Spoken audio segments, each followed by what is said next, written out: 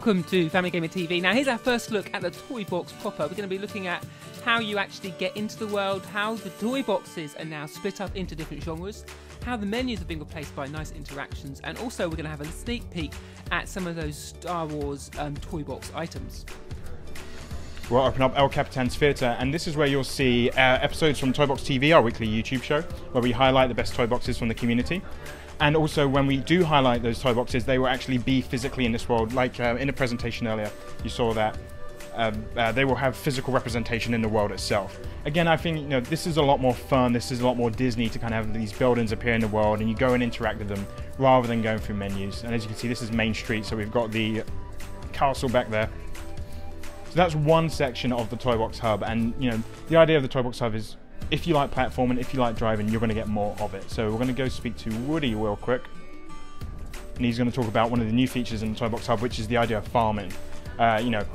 Cultivating your own kind of your own farm and taking care of it. It's a lot more kind of nurturing gameplay. That we want a wide spectrum of gameplay in Disney Infinity. It's not all about driving, combat. We want everybody to feel like they have a place to be. So Woody's now going to, lit up the farming area. We're going to speak to Milan over here. So farming is a bit like sort of Harvest Moon, is it? Comes to Disney Infinity?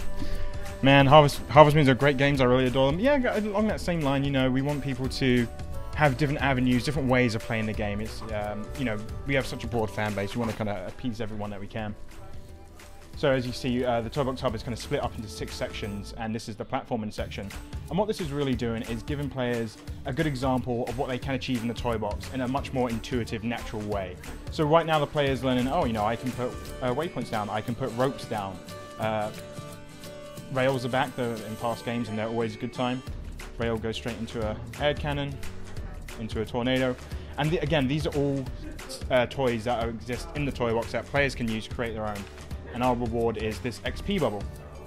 Like I said earlier, if you like one aspect of the toy box, we want you to try and get more of that. So yes, we got a little bit XP there for doing that platforming section, but I think the real reward is now we have an Ewok village added to the Toy Box Hub. A great kind of more complex platforming segment. Again, all tools can be used in the toy box. This is a great example of what players can do in the toy box. Some of the new items we've got, some of my favourites are, let's have a look what we got here. Sandcrawler, obviously. Nice.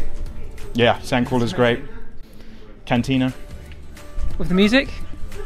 We do have a new music tool within the toy box actually, so create your own music in there. 8080. There's a lot of big set pieces here. We do have a working, Jabbas Palace. They've got to show Jabbas Palace.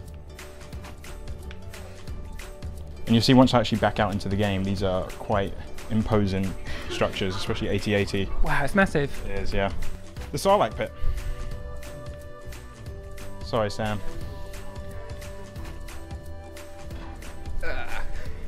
So again, these are just a small example of some of the new toys that we've got within the toy box. Some of the Star Wars on here, but there's going to be a lot more that we haven't shown yet.